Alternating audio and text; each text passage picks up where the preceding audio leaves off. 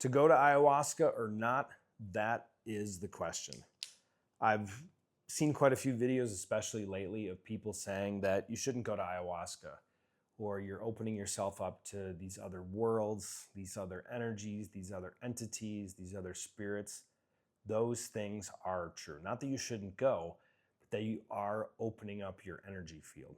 What's also interesting about that, if you go out and drink booze and you're half drunk and you pass out, you are spiritually open at a much lower frequency. Chances are you did not do an energy ritual, or a shaman did not bless your space as you're passed out from Jack Daniels. Same thing can be true for weed, even if it's organic. You're open. So when you're picking an ayahuasca center, how do you know it's a good place? Well, first of all, I would look at this kind of polarizing way of looking at it. There are places that are much more contaminated, and there are places that are much more pure. What do I mean by this? I've known for a long time that the place I go to is very, very, very pure. How do I know that? I've seen their reputation for nearly a decade. I've been there a lot. I've drank it a dozen different places. I recommend 3 places that I went to. There's other ones that if someone said they're going, I'd be like, hey, if that's what you want.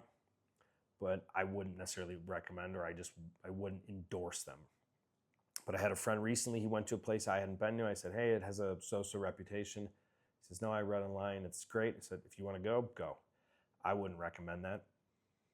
In this world, it's not so much the medicine, especially specifically ayahuasca. There's other medicines. I talk about some of those other ones in this channel as well. It is, how is the shaman or the facilitator or facilitators living their life?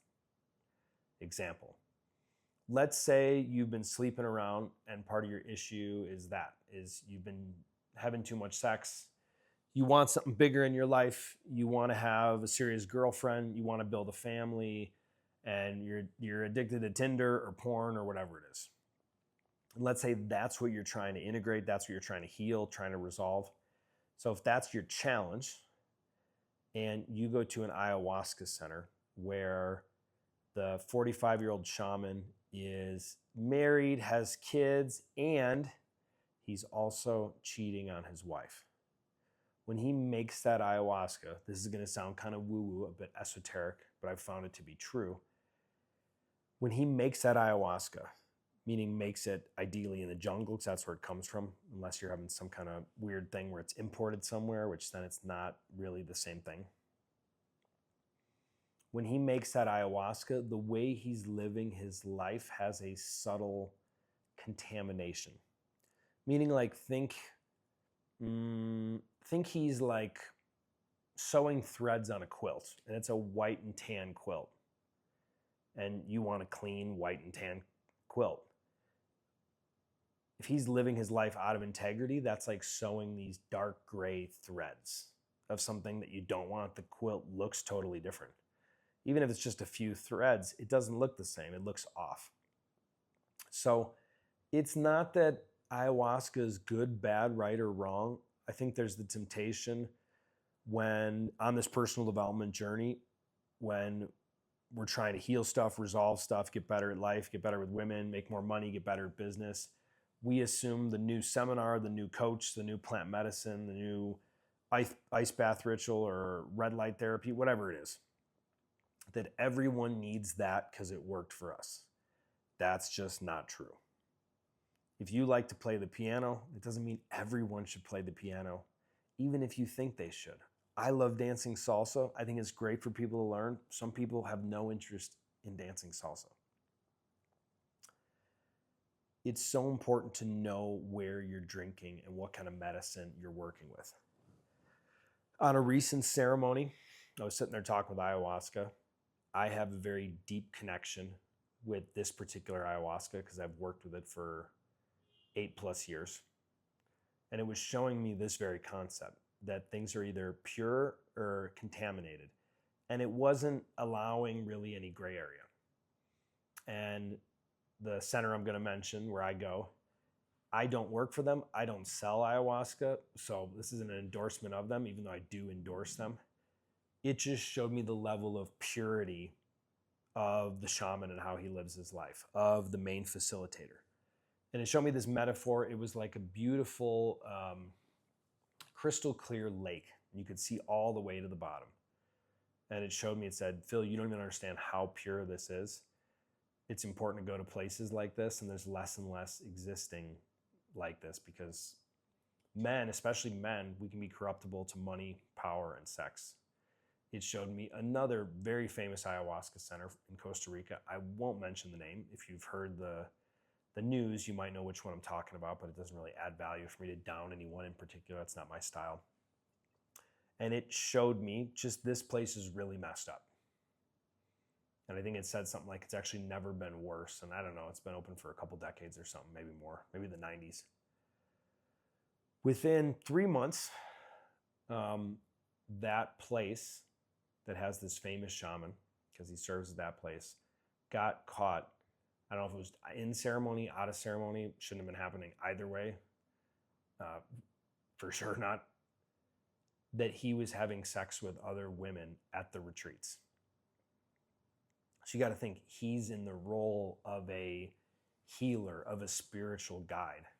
And he's violating that leadership, violating that role in a place that's supposed to be safe and comfortable and where there should be trust and respect. There wasn't. So not only was he sleeping with women at the center, he ended up, I think it was like a local girl that's half his age. He was 40 something, she was 20, got her pregnant and then flew to another country to have an abortion. Now, why is that important? Again, not going to say the name of the place. Why is it important is because when that guy's making the ayahuasca, serving the ayahuasca, he's serving that energy. As esoteric or as weird as it sounds, he's passing that on to other people. So it's not a question of should you drink ayahuasca or should you not. I'm not here to tell you should or you shouldn't. That's really up to you. If you keep feeling a call to work with ayahuasca or some other plant medicine, well, it sounds like you have your answer. You don't need me. You don't need another YouTube video. You just need to trust and listen to you.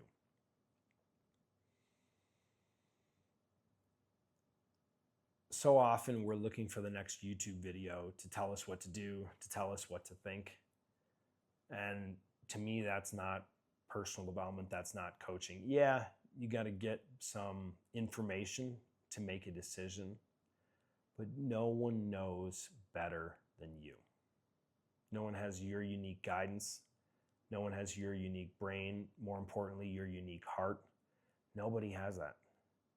And if we're constantly consumed by what's on social media or what someone's saying or what's on the TV or what's happening in the economy or politics, we're distracted. Even if we tell ourselves how important it is, it's really not. Even if we know the wisdom that's in our heart, this happens to me sometimes. I just like going to bed and I open something, I'm like, oh, I never heard of that. Oh, well, why am I thinking about that? It's like, okay, better opportunity to be that much more off my phone.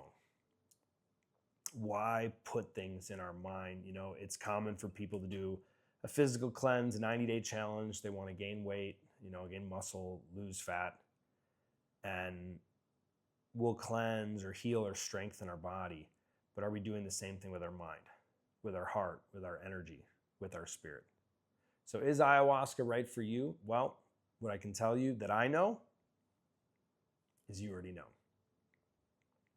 Pick a place that has a great reputation.